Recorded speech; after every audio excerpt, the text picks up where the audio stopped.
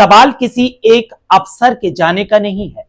सवाल उस शहर का है जहां करोड़ों श्रद्धालु हर साल भगवान श्री कृष्ण के दर्शन के लिए आते हैं, लेकिन कई बार उनका स्वागत फूलों से नहीं बल्कि उफनते नाले, टूटी सड़कें, जल भराव और बदहाल व्यवस्थाओं से होता है।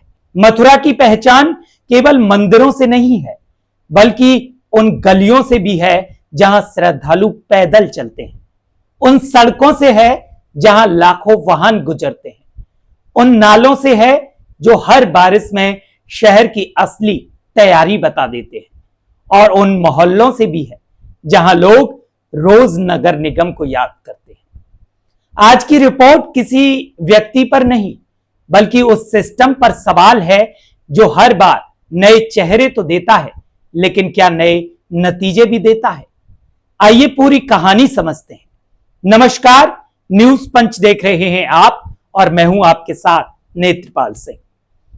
जिस वक्त मथुरा वृंदावन में जग प्रवेश ने नगर आयुक्त की कुर्सी संभाली थी, उम्मीदें बहुत बड़ी थी। कहा गया सफाई व्यवस्था बदलेगी, सीवर की समस्या खत्म होगी, अतिक्रमण पर सख्त कार्यवाही होगी, जल भराव बीते दिनों की बात बन जाएगा और मथुरा वृंदावन देश की सबसे व्यवस्थित धार्मिक नगरियों में गिनी जाएगी। लेकिन आज जब उनके कार्यकाल पर नजर डाली जाती है तो शहर का एक बड़ा वर्ग पूछता है, क्या उम्मीदों और जमीनी तस्वीर के बीच की दूरी कभी कम हो पाई? बरसात की पहली तेज बारिश और कई इलाकों में पानी भर जाता है, नाले उफनने लगते हैं, सीवर सड़क पर आ जाता है और फिर वही सवाल, आखिर करोड़ों रुपए खर्च होने के बाद भी हर साल तस्वीर एक जैसी क्यों दिखाई देती है? जग प्रवेश के कार्यकाल की सबसे ज्यादा चर्चा अगर किसी बात की हुई है तो वो थी प्रचार। नगर निगम के सोशल मीडिया प्लेटफॉर्म पर नई उपलब्धियां, नई तस्वीरें, नई घोषणाएं लगातार दिखाई देती रही, लेकिन शहर का एक बड़ा वर्ग पूछता रहा, अगर सब कुछ इतना बेहतर था तो बारिश आते ही सड़कें तालाब क्यों बन जाती? अगर सफाई व्यवस्था इतनी मजबूत थी तो कई मोहल्लों से गंदगी की शिकायतें क्यों आती रही?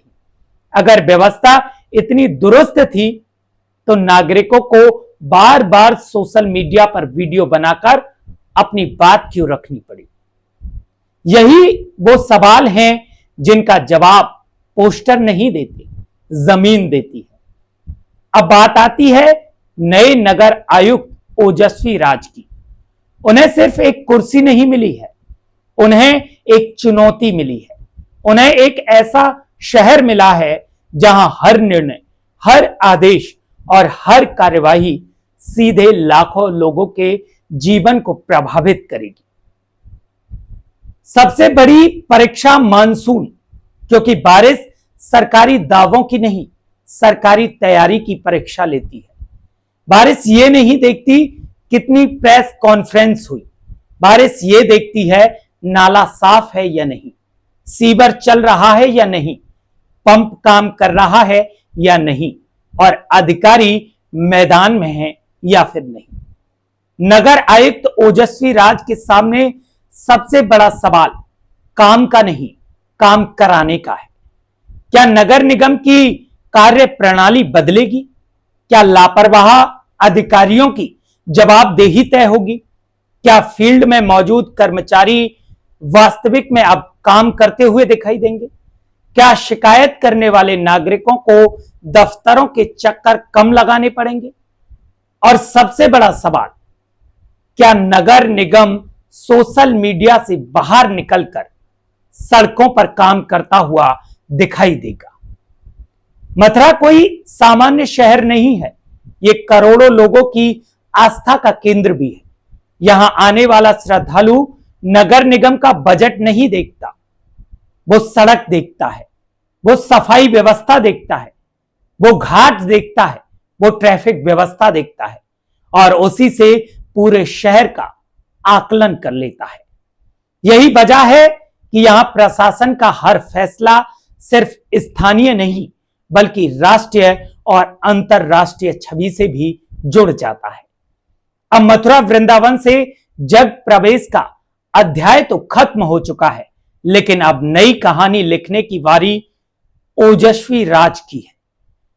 लेकिन यह कहानी प्रेस नोट से नहीं लिखी जाएगी, यह कहानी फेसबुक पोस्ट से भी नहीं लिखी जाएगी, यह कहानी एसी कमरों की बैठकों से भी नहीं लिखी जाएगी। यह कहानी लिखेगी बारिश के बाद सूखी सड़कें, साफ नाले, बिना जल भराव के मोहल्ले, समय पर उठता कूड़ा और वो नागरिक जो पहली बार कहे हां इस बार सचमुच कुछ बदला है। क्योंकि मथुरा को अब दावे नहीं नतीजे चाहिए, प्रचार नहीं परिवर्तन चाहिए, और यही नए नगर आयुक्त ओजस्वी राज की सबसे बड़ी परीक्षा होगी। फिलहाल आप इस बारे में क्या कहना चाहते हैं, अपनी राय हमें कमेंट बॉक्स में जरूर दीजिए, और हमारे साथ जुड़े रहने के लिए हमारे फेसबुक पेज को फॉलो जरूर करें। और अगर आप हमारा ये वीडियो हमारे यूट्यूब चैनल न्यूज पंच 24 पर देख रहे हैं तो हमें सब्सक्राइब जरूर करें।